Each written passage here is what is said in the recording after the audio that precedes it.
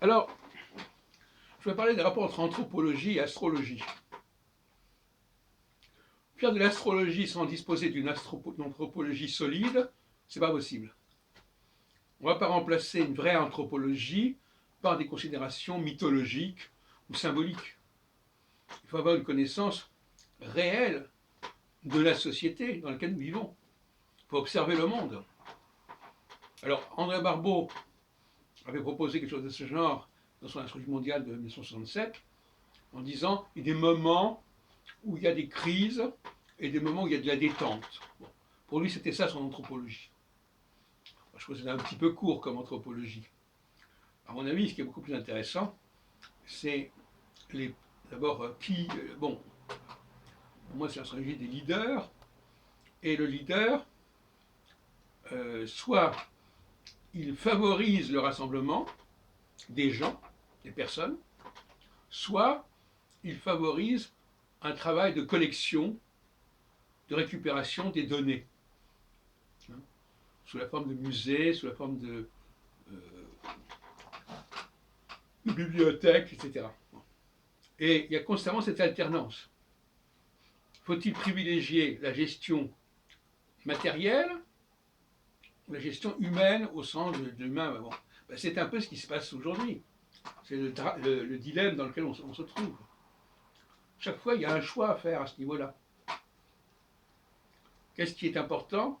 C'est la structure de la société, c'est toutes ces archives, toutes ces créations culturelles, artistiques, scientifiques, etc. Ou bien ce qui est important, c'est la vie des gens. Et il y a des choix qui ont été faits dans ce sens ou dans d'autres sens. Personnellement, je crois que ce qui est important, évidemment, c'est de préserver la vie des leaders.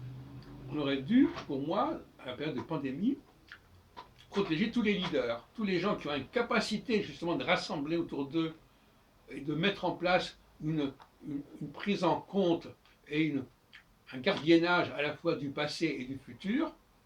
Le passé, ce sont les documents anciens.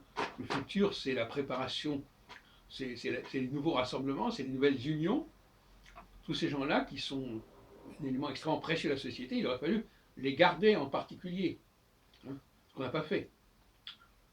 Ça aurait été l'occasion justement de répertorier tous les gens de haut potentiel en vue de les protéger contre des menaces de mort, parce que les gens au potentiel, leur mort est beaucoup plus grave pour la société que les gens à petit potentiel.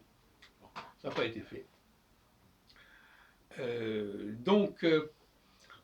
Bon, de la même façon, fallait-il protéger d'abord l'économie, la structure générale de la société, ou bien fallait-il s'occuper du nombre de morts qui devait être limité en raison notamment des capacités d'accueil des hôpitaux, etc. Bon,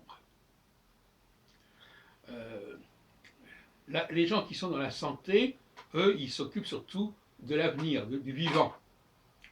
Les gens qui sont dans la culture, je ne veux pas exagérer, mais ils s'occupent essentiellement du patrimoine culturel, linguistique, littéraire, etc.